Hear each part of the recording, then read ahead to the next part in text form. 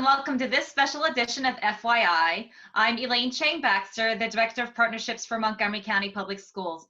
Video conferencing with us today is Mr. Scott Murphy. He is the Director of Secondary Curriculum and District-Wide Programming. Thank you so much for joining us. Sure, thank you for having me on, Elaine. Absolutely. Can you tell us what continuity of learning actually means? Sure, I mean, we are all living through such unprecedented times, not only in education, but throughout our country and across the world, really. These are unprecedented times. And we know now that we're going to continue to be out of school for a while. And what we know is learning needs to continue. So when we say continuity of learning, what we mean is that we take the learning and well-being of our students really, really seriously. And despite the crisis and the unprecedented things that are happening around us, it's really important that learning continue for our students. And again, that we're also checking in with them and making sure that we're paying attention to their well-being and providing them with all the support they need, in addition to their learning. And that's really what continuity of learning means. Absolutely. Thank you for that. What platforms are MCPS teachers actually using to help students learn? The good news is that our teachers are familiar with technology platforms already, whether it's Google Classroom or the My MCPS Classroom and other technology tools that our teachers and our students are accustomed to. So the strategy and design here is to leverage those platforms that our students and teachers are already using to continue the process of teaching and learning for our students. It was also really important for us here in the early phases of this to really be connecting with our students, to make sure that they know that we care about them, we care about their well-being, that we understand the stress and anxiety that this situation is creating for all of us, and that not only is this about teaching and learning, but it's also about connecting and making sure that we as a community are connecting with our students. How are kids going to be able to keep up with a schedule or their assignments as we continue this distance learning and remote learning? That's a really good question, because these are difficult times for all of us. I mean, come here, girls. I'm here doing this interview right now, and also come here to say hi real quick. I'm sitting here in my home with my two children, and we're balancing. Say hi, girls. Aww. Okay, thank you. So we're all balancing the at-home, stay-at-home world that we are all having to deal with right now. Being parents, being educators, working from home, it's difficult. And so we want to make sure that the design of continuity of learning understands the challenges that all of us have in our own homes right now, whether it's being a parent, being a teacher, having other jobs and other demands in the household. So the design of continuity of learning is to acknowledge that and understand that these times are very complex and there's a lot of anxiety in all of our homes, and there's a lot to balance. So the design of continuity of learning, particularly at the middle and high school level, is one that allows teachers to really frame instruction and learning experiences for students, to allow them to complete some work and assignments independently, to check in with their teachers along the way, and then submit assignments for a grade, like in a regular classroom. Hopefully, with getting some help from their teachers along the way, without the parent having to be the teacher. What does the schedule look like for secondary students, since you're the secondary director? Are teachers figuring out when they're reaching out to their students, or they're not reaching out to the students at the same time? What does that look like from a teacher's perspective? It's a combination. So as I said, when we saw this coming, we began preparing. And we talked with principals, we talked with teachers, we talked with students and parents.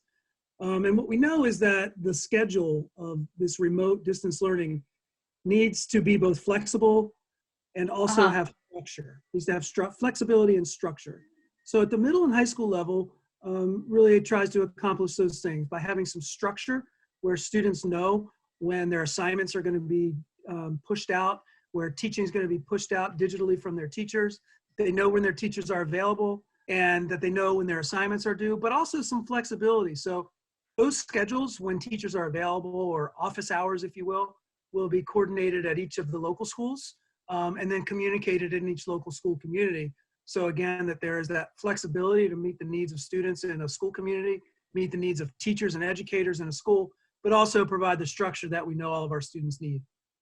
That actually is a very helpful description. When I first heard schedule, I thought that meant like, oh, maybe from this hour to this hour, this teacher would be reaching out, and this hour to this hour, this teacher would be reaching out. So the clarity on teachers' availability and then the pushing out of some expectation of assignments, that's very helpful. It's really important to know, it's really important for parents to know and students to know that this will not look like a school day. This will not be Right. log on to the computer at 9 o'clock and be on the screen all day long, and then the school day ends at 4 o'clock. This is different. And particularly Right. at the middle and high school level, where the content can be accessed on demand at any time, and we'll Yeah. provide students with some level of independence in working through their assignments. I think that flexibility is helpful for all parties, especially parents that are also staff that are balancing us, teaching their students, but also supporting their family. What does this continuity of learning look like for our special education and our ESOL teachers, and for the students for that matter? Great question. And that comes back to, the need for structure within the schedule. So part of having structure means that we can provide designated time where special education teachers, case managers, related service providers can be working with their individual students, where ESOL teachers can provide support to their English language learner students and families.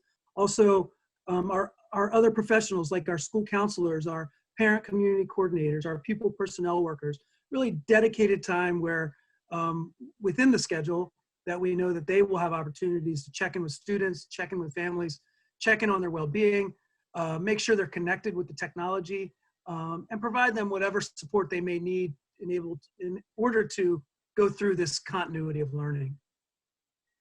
Will there be some pre-recorded assignments or download assignments, and then work on them on your own at your own pace and then upload?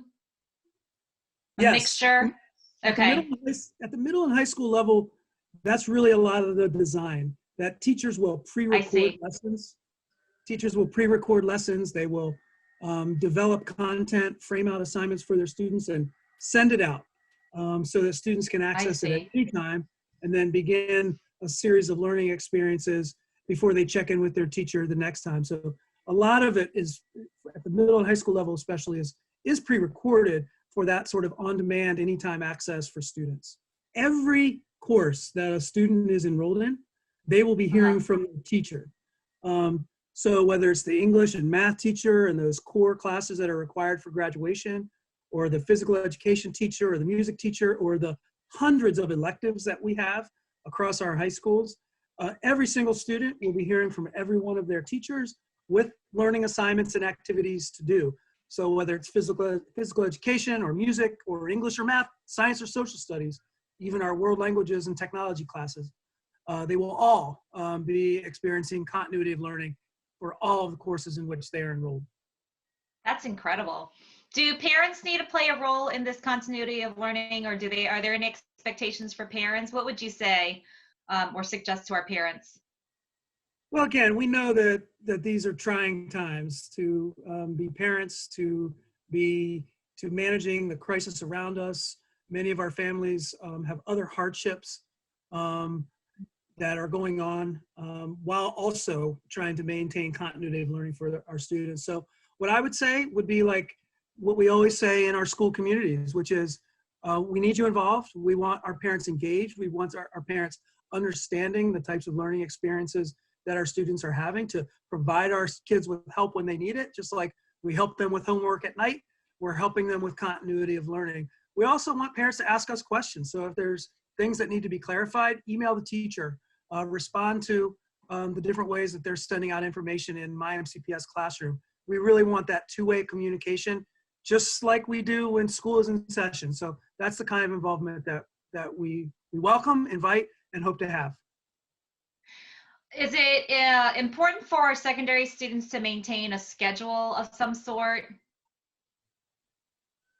It is. I mean, again, it's not one size fits all. It's not going to be the same exact schedule for every single student, and it's going to differ within their local school communities. But again, there is some structure to it. So on the first day of the week, on Monday, that's when they're going to receive most of the information from their teachers to begin the learning experiences for that week. The following day, they'll have set times where they know their teachers have office hours where they know that they will be checking in with a set of their teachers.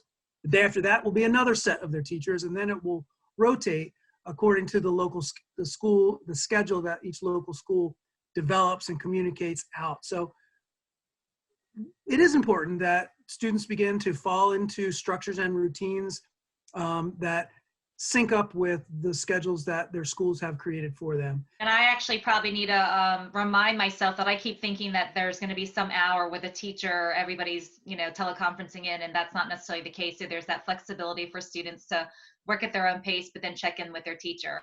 I understand that now better myself. We want to remind our parents, our students, our community that this will not look like regular school with bells ringing and it's first period and now it's second period, now it's third period. It's going to be different. Right. What should students and parents know about grading for the rest of the school year? I'm glad you brought that up. First of all, we understand that students are probably worried or stressed about their grades, particularly now it's the end of the third marking period. Particularly for high school students, GPA grades are a big deal. And we want our students and our parents to know that we know that, and we're going to do everything in our power to make sure that there is maximum flexibility and fairness and a manageable workload here at the end of the third marking period. We also want to give students a chance to raise the grade at the end of the third marking period and complete those last few assignments to close out the marking period in a successful way. But we want all of our students and parents to know that we have been working really closely with our teachers and our leaders to make this manageable and reduce the stress for students as much as possible. When we look ahead to the fourth marking period, we all obviously still have a lot of unknowns. Right now, schools are only closed until April 24th. So beyond that, and what exactly it's going to look like for the fourth marking period, it's still a little early for us to paint that picture. But we do want everyone to know that we are very mindful about how important grades are and that we are going to make sure that there's maximum flexibility in how assignments are graded and what the grades look like at the end. I also want to just mention too to our seniors, obviously, we are really thinking about the class of 2020 and absolutely not only making sure that all of our graduation requirements are met and we can keep moving forward to graduation, but we also know that you're missing out on one of the most exciting times of your high school career as we approach high school graduation. So more to come on that too in terms of what to expect for seniors. But we are going to be more and more information is going to be coming out about our seniors, about graduation, and again, the best we can do for the class of 2020. Thank you so much for your time and being on the show. This was certainly very informative. And I wish you well as you help figure out what the next phases look like. Yeah, thanks, Elaine. I appreciate the opportunity and hope it's helpful to our community in understanding what's happening. Absolutely, I think it will be. And thank you for joining us today on FYI. I'm Elaine Chang-Baxter, the Director of Partnerships. Join us next time on FYI.